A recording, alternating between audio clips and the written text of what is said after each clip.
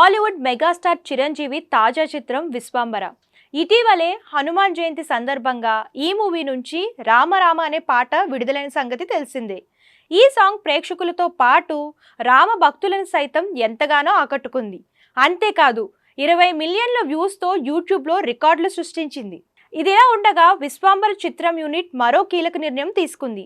ఈ రామరామ సాంగ్ను పెన్ డ్రైవ్స్లో నిక్షిప్తం చేసి తెలుగు రాష్ట్రాల్లోని శ్రీరామ మరియు హనుమాన్ ఆలయాల్లో పూజారులకు కానుకగా ఇవ్వాలని మూవీ యూనిట్ నిర్ణయించింది.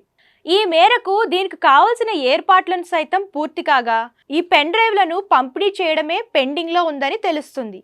కాగా విశ్వంబర చిత్ర బృందం ఈ విధంగా చేయడం మంచి ప్రయత్నమని విశ్లేషకులు ప్రశంసిస్తున్నారు.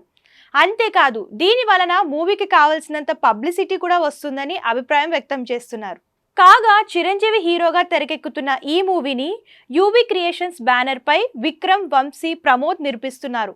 యువ దర్శకుడు వశిష్ఠ డైరెక్షన్లో వస్తున్న ఈ సినిమాలో సీనియర్ నటి త్రిషతో పాటు యంగ్ బ్యూటీ ఆసికా రంగనాథ్ హీరోయిన్లుగా నటిస్తున్నారు.